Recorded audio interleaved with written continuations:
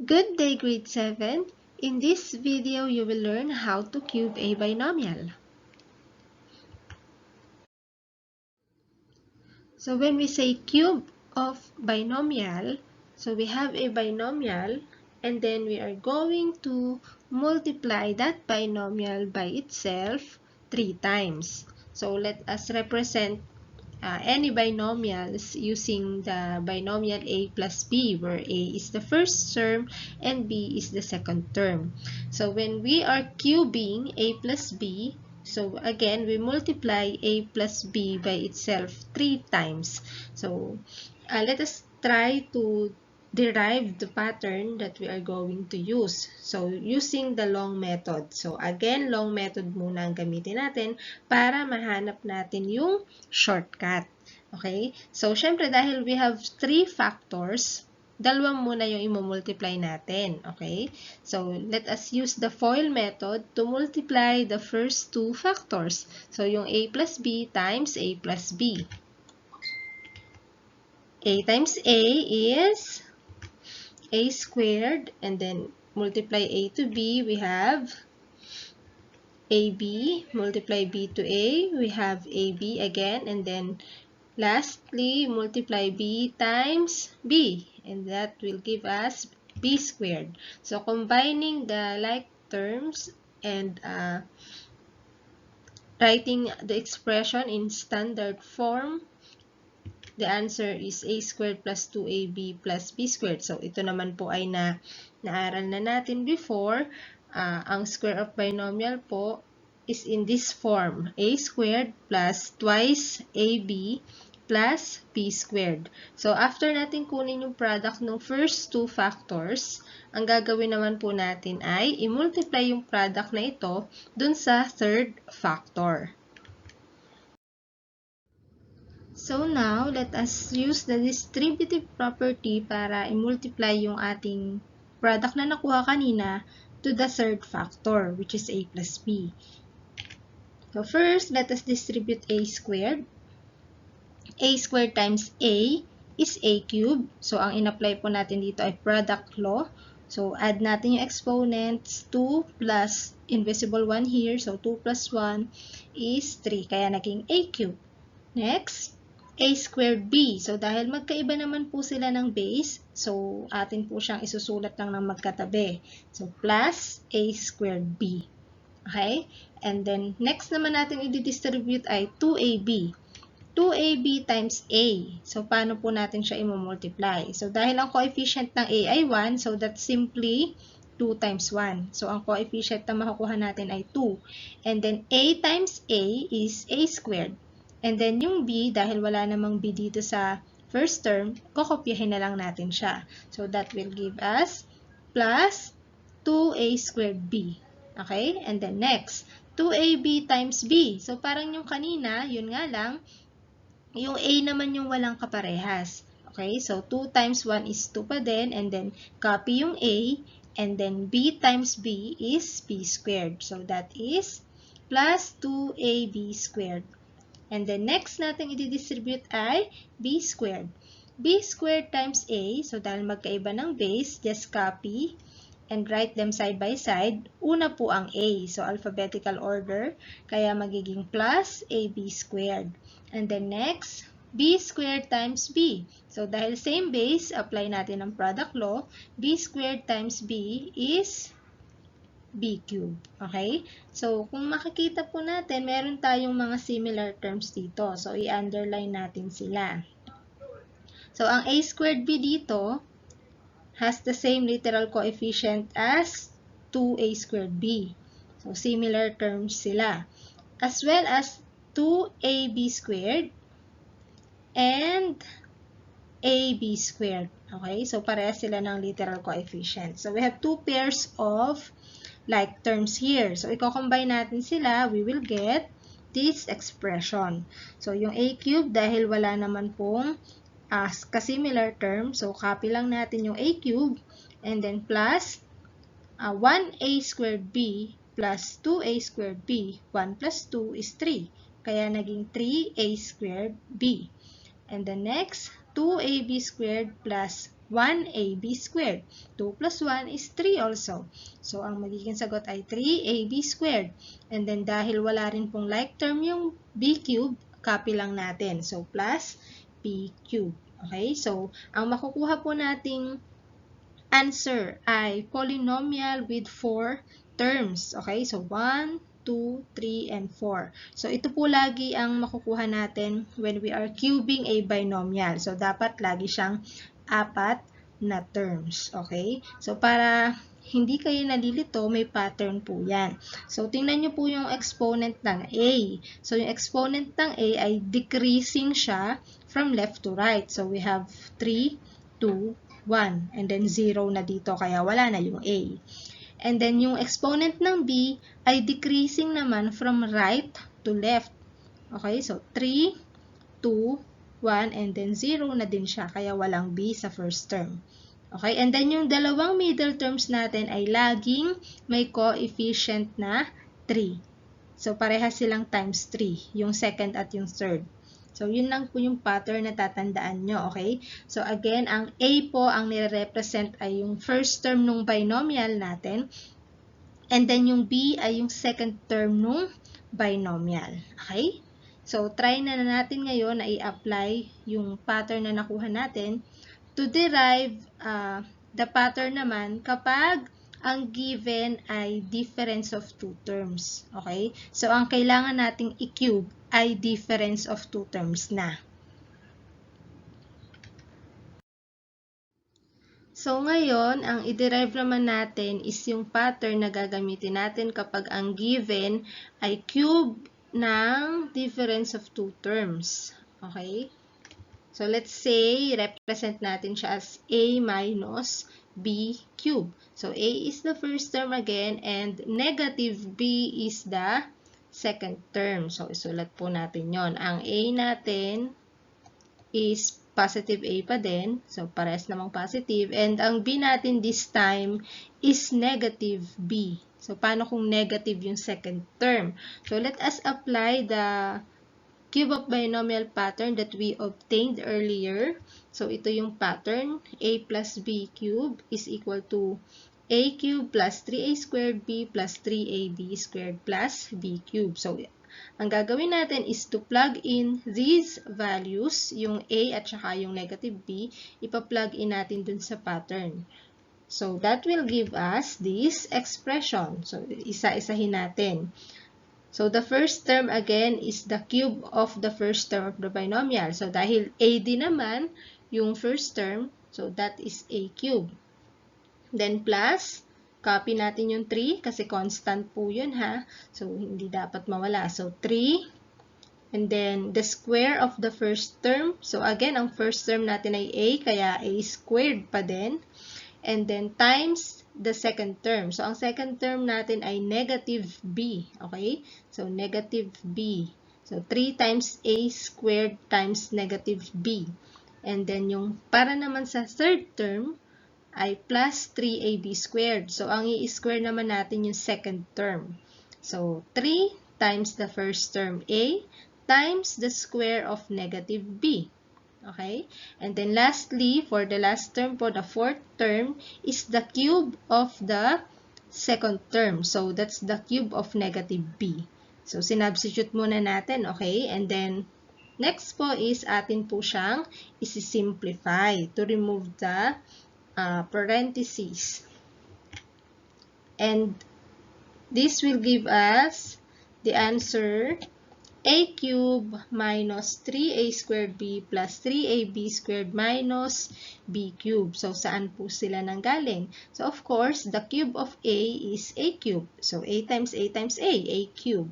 And then next, so sabi ko nga, unahin natin yung exponent. So, the square of A is A squared. A squared times negative B is negative A squared B. Okay, dahil po positive times negative. So, negative A squared B times 3, positive 3, so still, it's negative. So, magiging minus 3A squared B. Okay, and then next, unahin natin yung square of negative b. So, negative b times negative b is positive b squared. Kasi nga po, negative times negative is positive. So, positive b squared times a is ab squared. Times 3 is positive 3ab squared. Okay? So, I hope nakuha po kung bakit po ito ay negative at kung bakit naman ito ay positive. And then lastly, sa last term natin is the cube of negative b. So, isa-isahin natin. Negative b times negative b is positive b squared. And then positive b squared times negative b is negative b cube. Okay? So, dahil tatlo po siyang negatives, kapag minultiply natin yon, babalik lang yun sa negative. Okay? Negative times negative is positive. And then, positive times negative is negative ulit. Kaya, minus b cube. So, kung mapapansin nyo, it's almost the same with the first pattern. Ang difference lang po ay yung sign ng second at ng fourth term dahil sila ay parehas na negative. So, tatandaan, kung ang i-cube natin ay sum of two terms, lahat sila positive. So, kung ang i-cube naman natin ay difference of two terms, alternate siya. Positive, negative, positive, negative. So, yung second at fourth ay negative po. Ngayon ay gamitin na natin yung patterns natin to solve some examples. Okay, let us try to apply the pattern po in cubing the binomial 2x plus 3.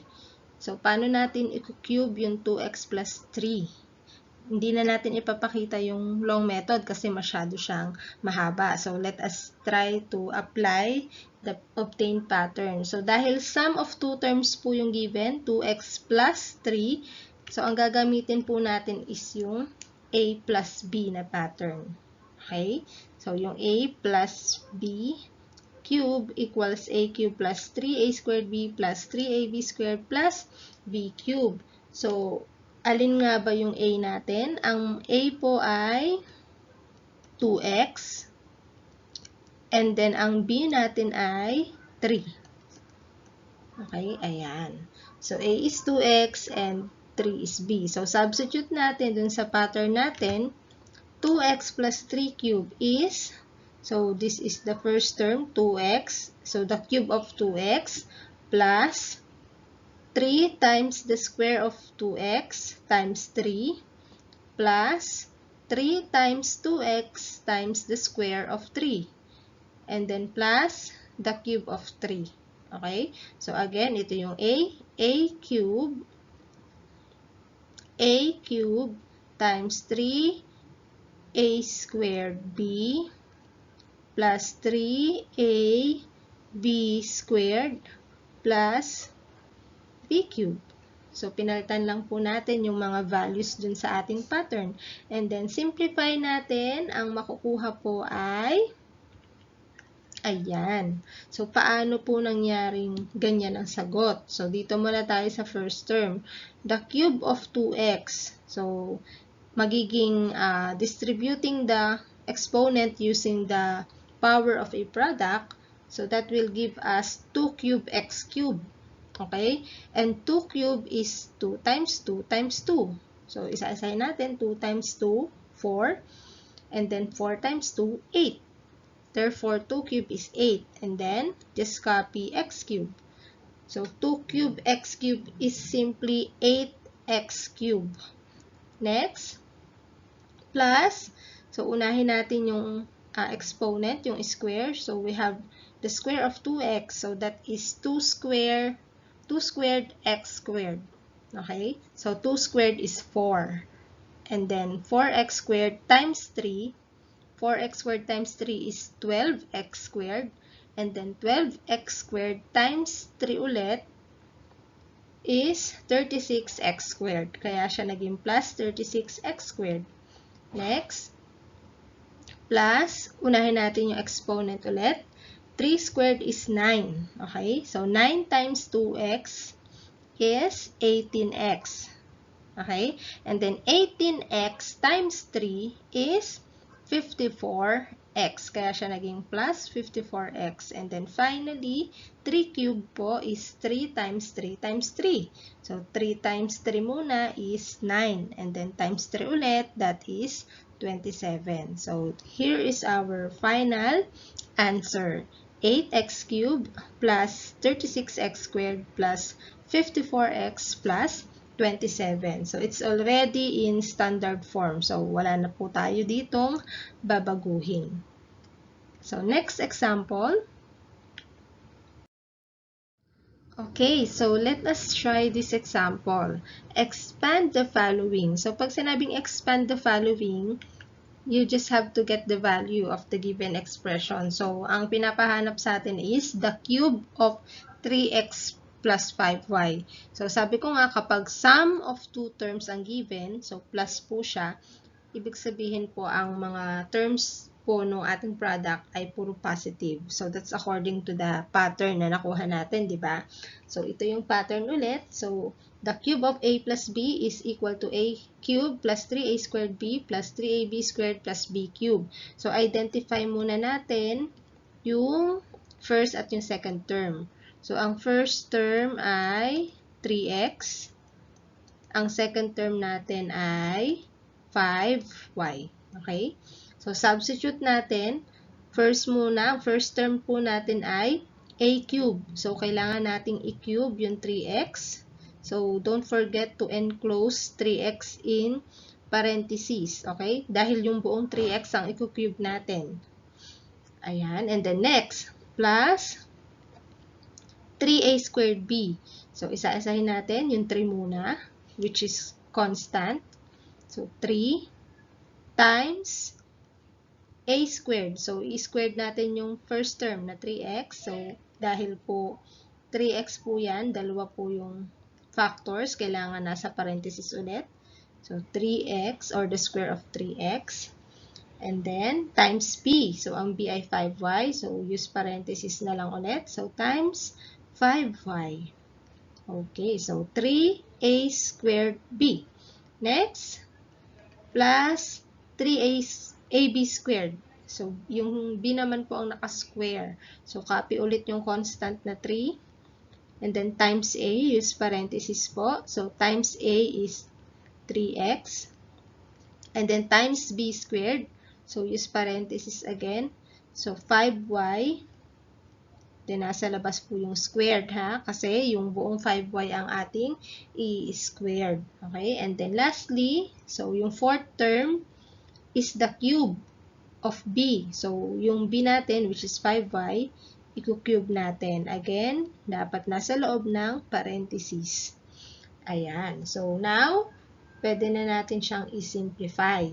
Okay? So, dito muna tayo sa first term natin, the cube of 3x. So, pag dinistribute natin yan, that's 3 cube x cube.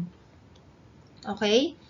And then, dito naman po, second term is 3 times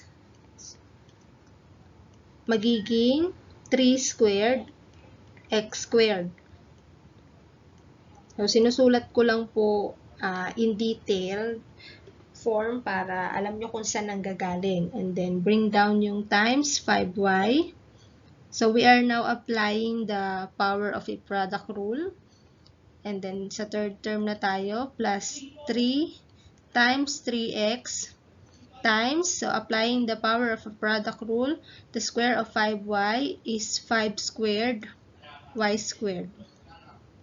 And then, plus, last term natin, so applying the power of a product, 5y cube is simply 5 cube y cube. So, isimplify na ulit natin. So, yung mga